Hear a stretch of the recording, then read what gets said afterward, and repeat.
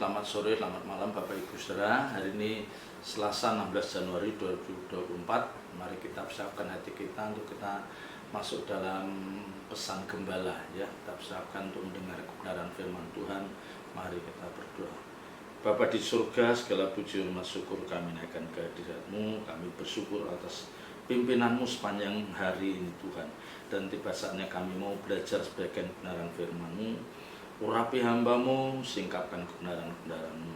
Roh Kudus, tolong hamba-Mu untuk bisa menyampaikan kebenaran ini supaya menjadi berkat bagi banyak orang. Dalam nama Tuhan Yesus Kristus kami berdoa dan mengucap syukur. Haleluya. Amin. Bapak Ibu Saudara kasih Tuhan, saya mau menyampaikan satu hal yang mungkin jarang dibicarakan, apalagi direnungkan oleh banyak orang ya. Tetapi ini satu kepastian, satu kenyataan yang tidak bisa dihindari oleh setiap kita ya. Yang saya maksud adalah bahwa hampir semua orang itu tidak pernah memikirkan ya bagaimana nanti akhir atau nasib kekal jiwanya setelah kematian ya. Makanya tidak heran kalau kita melihat orang-orang yang ada di dalam rumah sakit ya, apalagi yang ada di dalam perawatan ICU ya, apalagi yang sudah yang kena penyakit yang nyaris tidak tersembuhkan. Biasanya mereka akan menampakkan ya wajah yang tegang ya, tidak bisa pasrah ya, ada seperti rasa ketakutan ya, rasa ketakutan yang kuat, yang hebat. Nah, ini tidak mudah Bapak Ibu Saudara ya, karena itu tentu hal yang dihindari, yang tidak pernah dibayangkan oleh banyak orang. Padahal setiap kita pasti akan melewati masa seperti itu ya, melewati masa seperti itu. Nah, salah satu makna ya, salah satu kegunaan ya, ketika kita terus setia ibadah, belajar kebenaran firman Tuhan sampai kita benar-benar memahami nyaris lengkap tentang kebenaran firman Tuhan ini, salah satu kegunaannya yaitu orang-orang yang sudah memiliki pemahaman firman yang nyaris lengkap ini, dia akan mempersiapkan dirinya masuk dalam hal seperti itu ya, karena dia sudah merasa berjuang membangun hidup kekristenan itu dengan banyak ya, banyak mencucurkan air mata ya. Karena terus terang untuk orang percaya itu bisa mengenakan kebenaran dalam hidupnya itu tidak mudah, banyak tantangan, banyak cobaan ya. Secara naluriah ya, daging ini memberontak protes kalau kita disuruh melakukan sesuatu yang tidak kita inginkan. Kita disuruh melakukan sesuatu yang membuat kita tidak nyaman ya, kita dianjurkan untuk berbuat yang membuat kita bisa kehilangan harga diri ya, kehilangan sebagian harta kita. Itu tidak mudah. Tetapi saya mengingatkan, kalau itu adalah dorongan yang kuat dari dalam nurani kita, yang itu tentu Roh Kudus berbicara mendorong supaya itu kita lakukan, itu kerja, itu harus kita kerjakan. Tidak ada pilihan ya, tidak ada pilihan ya. Bagi orang-orang percaya yang sudah membangun intimasi dengan Tuhan, yang sudah memiliki hubungan yang baik dengan Tuhan, dia akan tahu ya, dia akan lebih peka untuk mendengar suara Roh Kudus ya. Misalnya, oh ini harus aku lakukan, oh ini harus aku kerjakan, ini tidak boleh aku lakukan, ini tidak boleh aku kerjakan. Dia akan tahu ya, sinyal-sinyal itu tahu. Karena apa? Dia memiliki kepekaan mendengar suara Tuhan.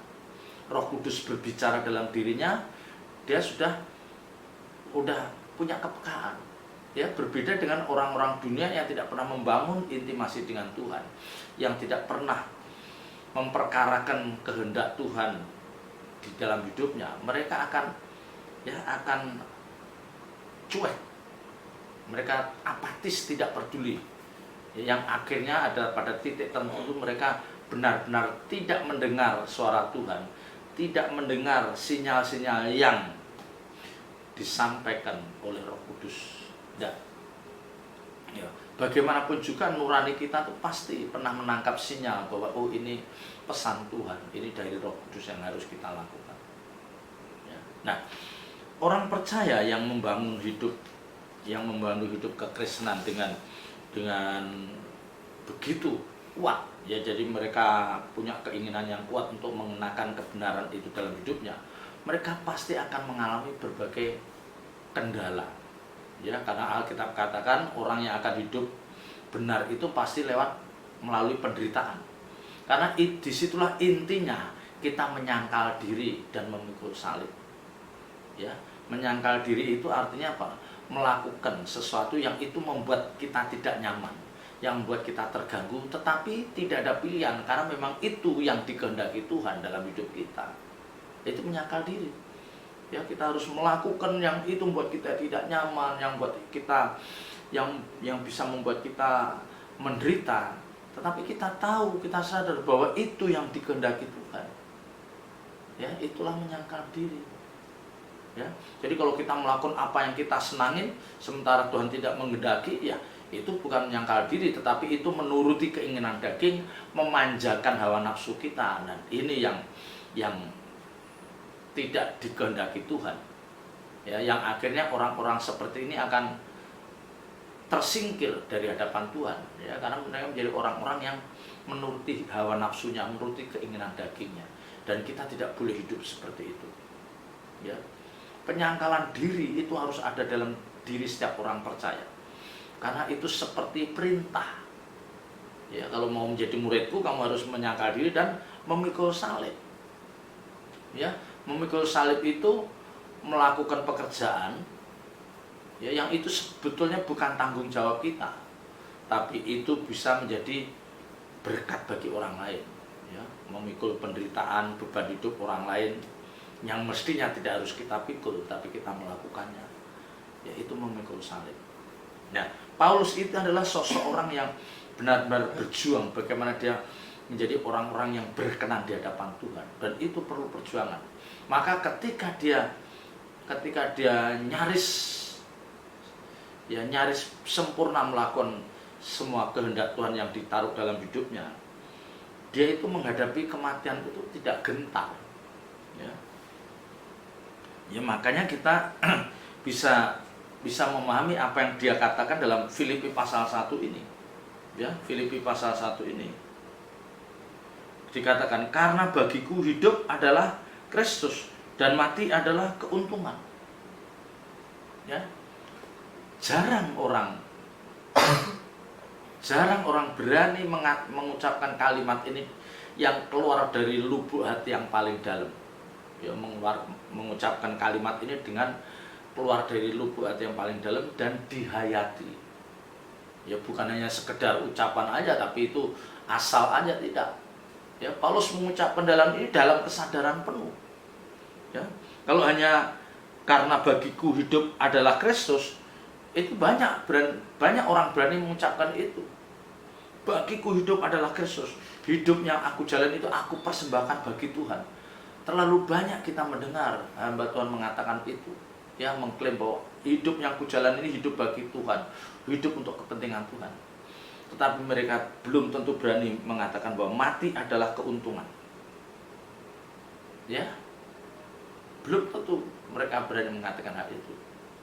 Ya, padahal kalau memang dia hidup bagi Kristus, kalau dia benar-benar kehidupannya itu dipersembahkan sebagai pengabdiannya di hadapan Tuhan, dan itu semuanya ujungnya akan memuliakan Tuhan, mestinya tidak takut kematian. Ya, karena orang-orang seperti itu pasti dia punya keyakinan bahwa kalau aku harus mengakhiri hidup ini, saya sangat percaya bahwa malaikat Tuhan yang akan menjemput aku. Ya, Tuhan akan mengirim malaikatnya untuk menjemput orang-orang seperti ini. Ya. Tapi di lain pihak, kita kan sering mendengar ada orang-orang yang untuk menunjukkan rasa beraninya, rasa nekatnya, ya, tidak tahu maksudnya, ya mungkin biar disegani lawan bicaranya atau disegani lawan-lawannya. Seringkali orang mengatakan, gua sih nggak takut mati, Ya, gue sih berani mati. Tapi dia mengatakan hal itu tidak ada landasan yang mendukung bahwa nanti setelah dia benar-benar mati dia akan mendapatkan tempat yang nyaman. Enggak. Ya. Wah, aku sih berani mati. Gak takut gua berani mati. Tapi landasan ucapan itu landasannya apa? Hanya dia untuk menunjukkan bahwa dia tidak takut sama siapapun. Ya. Tapi apa yang akan terjadi sesungguhnya kalau dia benar-benar mati, dia tidak tahu. Dia tidak tahu. Dia mengucapkan itu tanpa memiliki landasan kebenaran firman Tuhan. Ya. Nah, kalau orang seperti ini ya, waduh, menyedihkan. Ya, kalau hanya mati pun masalahnya kalau kamu mati itu siapa yang jemput? Ya. Malaikat Tuhan? Tidak mungkin. Kalau kamu tidak memiliki landasan kebenaran yang lengkap. Ya paling kamu berani mati tapi nanti yang jemput bisa gendruwo. Nggak jelas. Ya. Jadi ada orang-orang yang berani mengatakan, ya, wah aku berani mati. Tapi dibalik itu kalau kita tanya, apakah kamu sudah kamu persembahkan bagi Kristus kok kamu berani mati?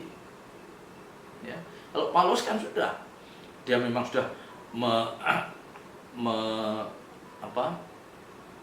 mengenakan kehidupan orang percaya sebagai pengikut Kristus yang sejati, itu dikenakan dalam hidupnya.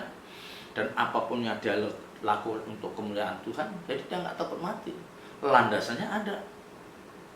Ya, kalau orang tadi berbicara itu nggak ada landasannya. Ya, kalau misalnya kita tanya, kamu kok berani mati alasanmu apa? Apa kamu frustasi menghadapi hidup ini? Ya, sepertinya kamu tidak pernah melihat secercah pengharapan yang membuat kamu nyaman, buat kamu tenang, buat kamu sukacita, sehingga kamu berani mengatakan ini. Ya, ini repot, ya. Kalau orang hanya mengatakan berani mati tapi tidak punya landasan. Ya, jadi saya ingatkan bagaimana biar orang percaya nanti saat di ujung maut dia tidak merasakan kegentaran, tidak merasakan ketakutan yang berlebih. Dia harus mempersiapkan dari sekarang. Hidupnya dipersembahkan bagi Tuhan. Memang mungkin belum sempurna, tetapi paling tidak sudah sedang berjalan menuju ke sana. Ya, diawali dengan apa? Rajin ibadah, mendengar firman, merenungkan kebenaran firman Tuhan itu siang dan malam. Dan dia berusaha untuk mengenakan dalam hidupnya, berusaha membangun mezbah doa dengan Tuhan. Ya, mencari hadirat Tuhan. Orang-orang seperti ini hidupnya dibangun bertahun-tahun, nanti akhirnya dia ketika tua dan harus menghadapi saat kematian, dia bisa mengatakan, ya, mati itu keuntungan. Ya, karena dia apa? Dia akan ketemu kekasih hati, itulah Tuhan Yesus Kristus. Ya, itulah Tuhan Yesus Kristus. Jadi kalau Bapak Ibu Saudara rapot hidupnya belum benar-benar bersih, harus apa ya? Harus mengatakan dalam dirinya bahwa jangan panggil aku Tuhan. Ya, Tuhan, jangan dulu panggil aku belum siap. Belum siap di sini artinya apa? Peragaan hidupku masih compang-camping. Rapot hidupku masih belum baik. Masih termasuk buruk. Ya, dan kalau kita menyadari hal ini, kita segera, ya, hari-hari hidup ke depan ini, waktu yang semakin sempit ini kita isi dengan, ya, dengan mengenakan kebenaran itu dalam hidup kita dengan sangat serius. Ya, nanti suatu saat kita akan mengatakan, Tuhan, aku siap. Ya, harus begitu. Ya, karena di situ di ayat Filipi 1 ayat 22, tetapi jika aku harus hidup di dunia ini, itu berarti bagiku bekerja memberi buah. Jadi mana yang harus kupilih, aku tidak tahu.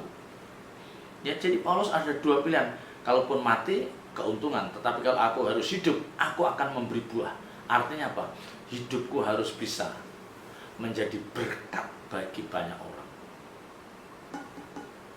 Menjadi berkat bagi banyak orang. Ya, hidupku harus bisa menjadi berkat bagi banyak orang. Ya, jadi dia merasa bahwa kalau aku diberikan kesempatan hidup, aku akan memperbaiki rapot hidupku sebaik-baiknya. Nah, konsep berpikir seperti ini harusnya ada dalam diri Bapak Ibu Saudara dan saya. Ya, seringkali kita itu hanya merancang masa depan kita di dunia. Ya, mempersiapkan anak sekolah, ya, mempersiapkan sekolah anak-anak kita, mempersiapkan apa?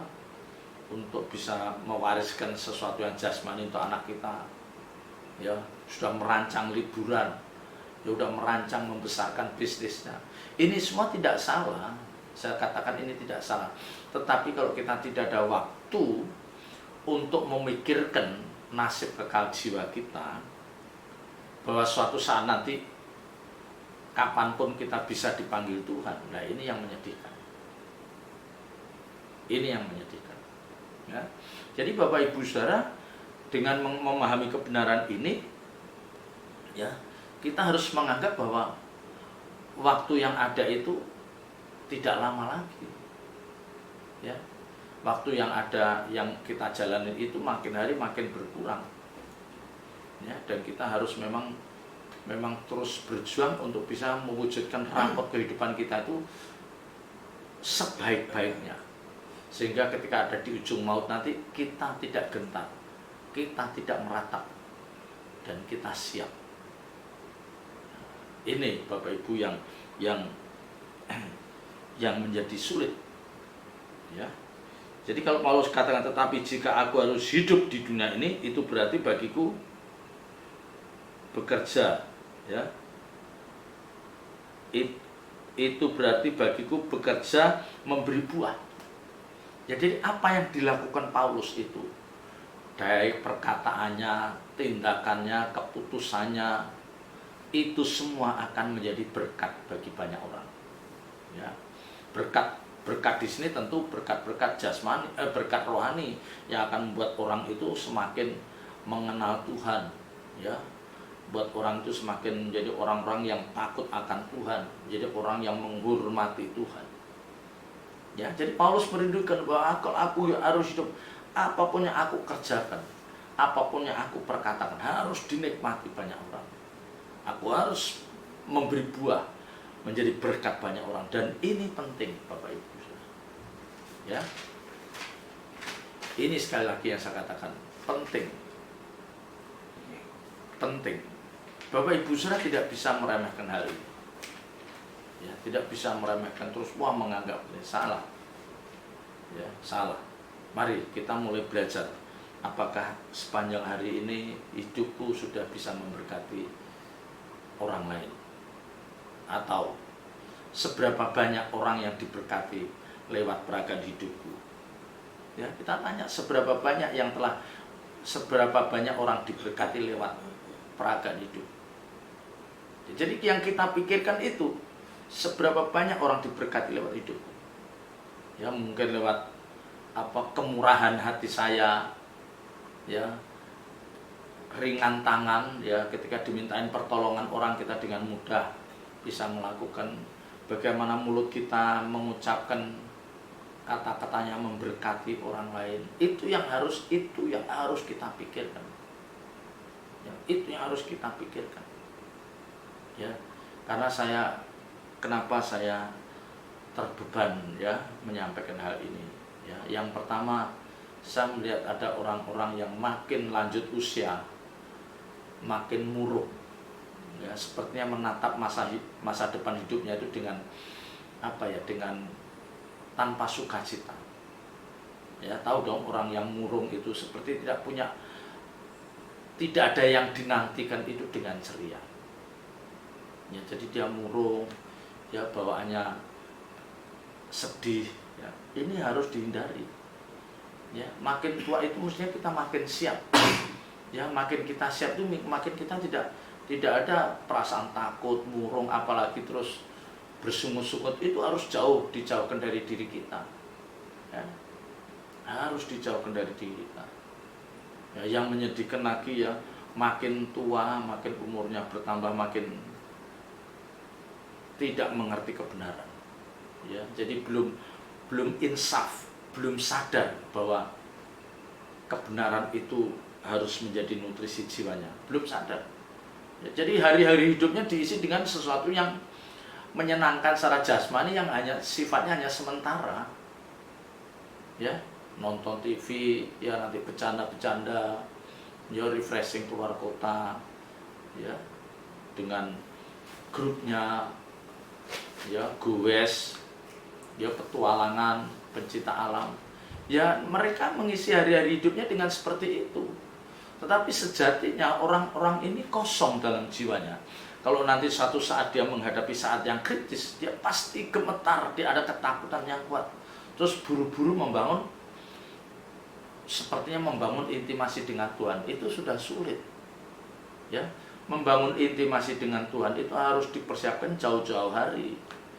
Ya, jadi ketika kita benar-benar menghadapi masalah dan kita bersuara, kita berdoa, ya Tuhan tahu, hafal, oh ini anak ini, ya yang Tuhan itu sampai hafal suara kita. Karena kita tiap malam menghampiri tata sucinya Tuhan.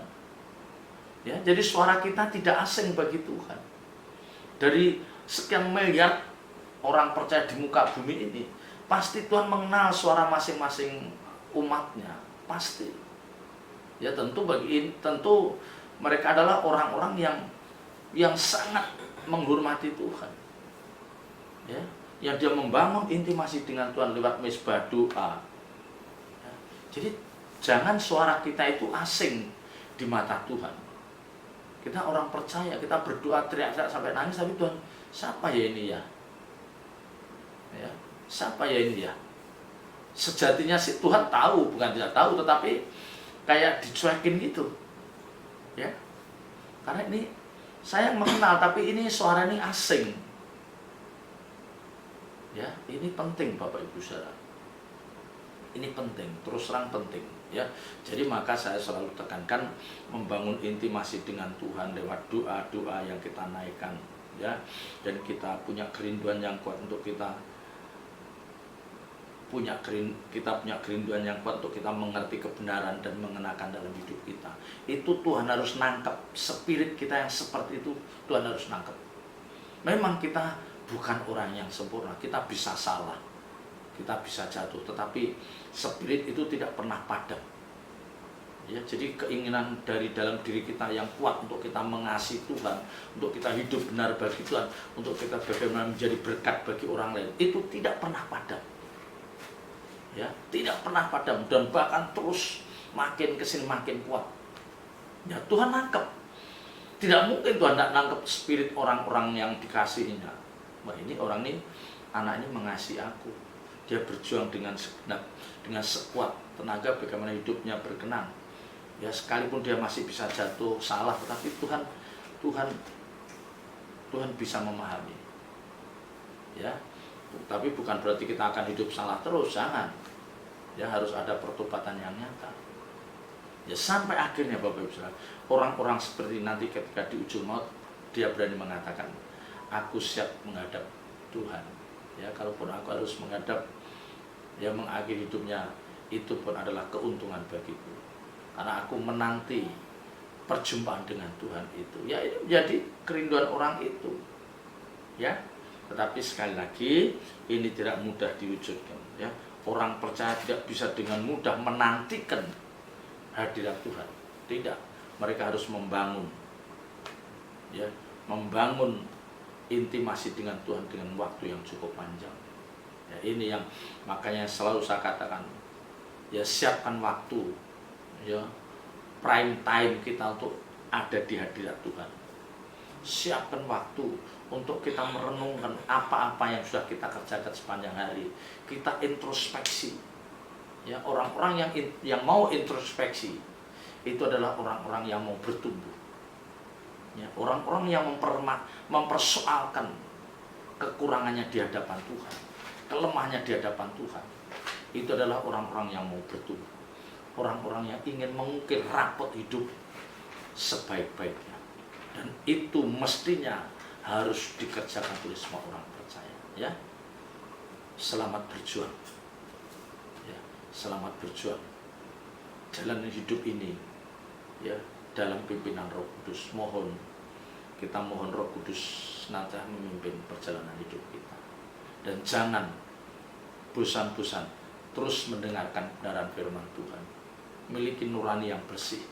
Biarlah kita bisa peka untuk mendengar suara Roh Kudus yang sayup-sayup itu dalam hidup kita. Kalau saudara tidak memiliki nurani yang bersih, tidak memiliki ketulusan dalam hati saudara, saudara tidak mungkin punya kepekaan untuk mendengar suara Roh Kudus. Ya, selamat berjuang dan Yesus memberkati. Mari kita tutup dalam doa. Segala puji hormat syukur kami naikkan kehadirat-Mu. Bapa, meterangkan firman dalam setiap hati kami dan ajar kami melakukannya dengan penuh tanggung jawab. Terpuji nama-Mu kekal selama. Dalam nama Tuhan Yesus Kristus kami berdoa. Haleluya. Amin.